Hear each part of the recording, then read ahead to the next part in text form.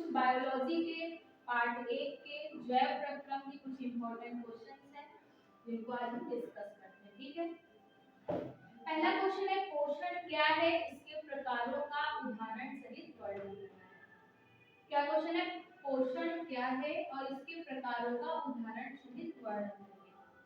अब पोषण क्या है और इसके प्रकार में तुम्हारा आ जाएगा स्वपोषण और परपोषण। परपोषण को हम विषम पोषण भी कहते हैं। ठीक, ऑटोट्रॉपिक न्यूट्रिशन और हेटेरोट्रॉपिक न्यूट्रिशन। ठीक, दूसरा क्वेश्चन हमारा प्रकाश संश्लेषण और प्रकाशिक अभिक्रिया के बारे में। प्रकाश संश्लेषण क्या है, इसके कारक क्या है, इसका महत्व क्या है, ये क्वेश्चन आता है। और प्रकाशिक अभिक्रिया पूछी जाती है, प्रकाशिक अभिक्रिया का वर्णन करिए। तीसरा क्वेश्चन है पाचन तंत्र का सचित्र वर्णन करिए तथा पाचन क्रिया का वर्णन करिए। पाचन तंत्र के सचित्र वर्णन में पाचन तंत्र को हम आहार नाल भी कहते हैं, इंग्लिश में डाइजेस्टिव सिस्टम और एलिमेंट्री कैनाल।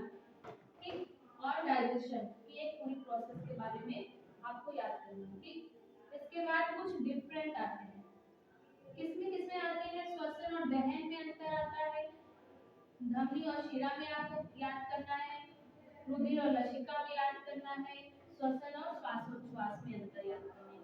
सबके चार पॉइंट्स तो याद होने ही चाहिए। ठीक, अगला है पांचवा क्वेश्चन है हमारा हृदय की आंतरिक संरचना और हृदय की क्रियाविधि।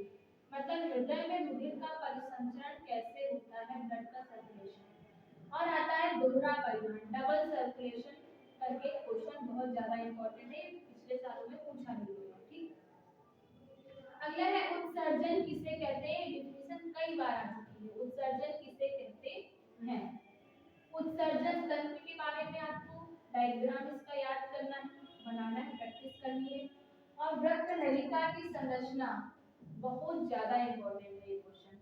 वृक्क नलिका की संरचना, वृक्क नलिका को नेफ्रॉन भी कहते हैं और वृक्काणु, इसके और भी नाम है नेफ्रॉन और वृक्काणु करके क्वेश्चन आता है। ठीक, और यूरिन निर्माण की क्रियाविधि याद करनी है। फिर अगला क्वेश्चन है पौधों में जल एवं खनिज लवण का परिवहन कैसे होता है।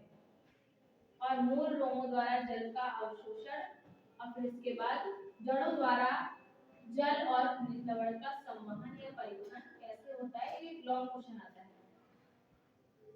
फ्लोएम द्वारा भोज्य पदार्थों का स्थानांतरण कैसे होता है, एक क्वेश्चन ये इंपॉर्टेंट है।